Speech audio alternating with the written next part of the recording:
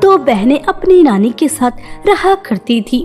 कुछ समय पहले ही आराध्या और काजल के माता पिता की एक सड़क हादसे में मृत्यु हो जाती है, जिस वजह से उन्हें अपनी नानी के साथ रहना पड़ता है। आराध्या बहुत ही ज्यादा अच्छे स्वभाव की लड़की थी, लेकिन कभी भी उसे अपनी नानी से प्यार नहीं मिला करता था और काजल वह अच्छे स्वभाव की भी नहीं थी। फिर भी नानी उससे बहुत ही ज्यादा प्यार किया करती थी, सिर्फ उसकी सुंदरता की वजह से। आराध्या काजल की तरह सुंदर नहीं थी और उसके सर पर बाल भी नहीं थे। वह पूरी तरह से गंजी थी, जिस वजह से नानी उसे बहुत ही ज्यादा चिढ़ा करती थी और हमेशा उसे खरी खोटी बातें सुनाया करती थी। नानी, यह लीजिए, मैं आपके लिए आपकी मनपसंद अदरक वाली चाय बना कर लेकर आई हूँ।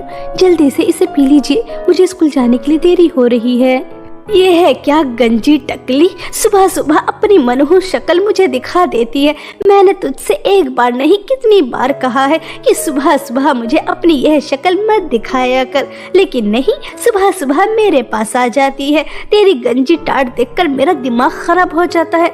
अरे मेरी प्यारी काजल बिटिया, तुमने अभी तक अपने बाल नहीं बनाए?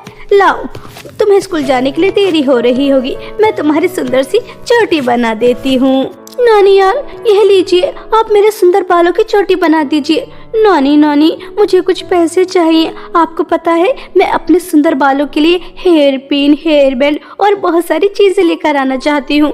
मुझे पैसे दे दीजिए ना। हाँ, क्यों नहीं मेरी प्यारी बच्ची, मैं तुम्हें अभी पैसे दे देती हूँ। तुम अपने सुंदर बालों के लिए सुंदर सुंदर हेयर पिन, हेयर बैंड सब कुछ लेकर आना, क्योंकि तुम्हारे बाल हैं ही इतने ज्यादा सुंदर और वह लगाकर और भी ज्यादा सुंदर लगेंगे। तो मेरी आंखों की ठंडक है, ठंडक। अगर मैं तुझे पैसे नहीं दूंगी तो क्या इस गंजी बदसूरत लड़की को दूंगी, जिसे देखकर मेरा खून ही खौल उठता है। पता नहीं वह कौन सी मनहूस घड़ी थी जब ये पैदा हुई, गंजी टकली।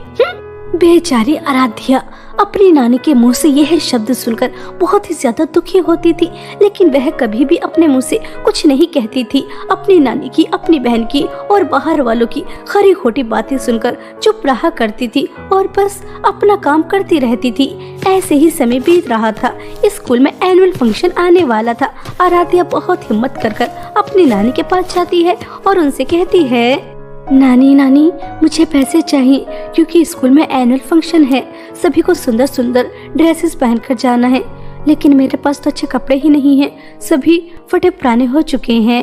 सर पर बाल नहीं, गंजी टकली, नए कपड़े पहनकर क्या करेगी? सुंदर तो नहीं लग जानी, लगेगी तो फिर भी तू ऐसी ही बदसूरत की बदसूरत। इसलिए मैं तुझे फालतू में पैसे नहीं देने वाली। जैसे भी हैं घिसे पिटे, उन्हें ही पहनकर चली जाना। आई बड़ी नानी, पैसे दे दो, बदसूरत गंजी टकली।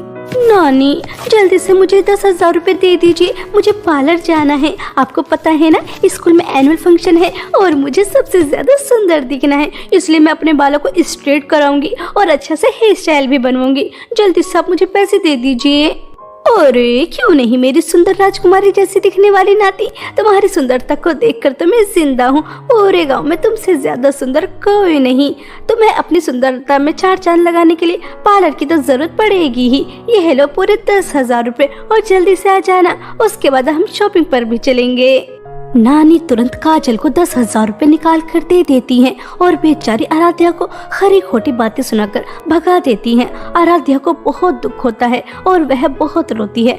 काजल पार्लर से आ जाती है, तभी घर में पानी गिरने की वजह से काजल का पैर स्लिप हो जाता है और वह गिर जाती है और वह जोर जोर से चिल्लाती है, अरे नानी, मैं तो गिर गई, मेरा सारा हेयर स्टाइल खराब हो गया। मैंने कितनी ज्यादा मेहनत से अपना हेयर स्टाइल बनवाया था, यह सब कुछ उस गंजी की वजह से हुआ है। उसने जानबूझकर यहाँ पर पानी फेंका है ताकि मैं गिर जाऊँ और कल के एनुअल फंक्शन पर ना जाऊँ, क्योंकि वह मुझसे जलती है ना।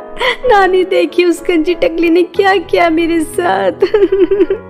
मनहूस आराध्या गंजी टकली, कहाँ मर गई? जल्दी मेरे पास आ, आज तो मैं तेरी अच्छी तरह से खबर लेती हूँ। और काजल मेरी प्यारी बच्ची, तो चिंता मत कर, तू दोबारा से पार्लर जाना और अपना और भी ज्यादा अच्छा हेयर स्टाइल बनवाना, मैं तुझे और पैसे दे दूंगी। नानी, क्या हुआ? आप इतनी जोर जोर से क्यों चिल्ला रही थी? और काजल, तुम नीचे कैसे गिर गई? तुम्हें ज्यादा चोट तो नहीं लगी?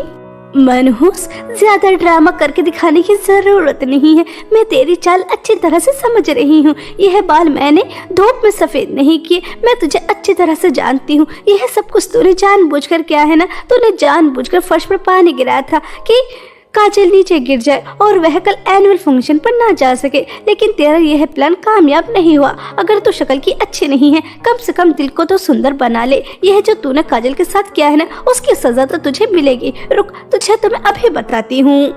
ऐसा कहकर नानी बेचारी आराध्या की बहुत ही ज्यादा पिटाई करती हैं, जब तक उनका मार मार कर पेट नहीं भर जाता।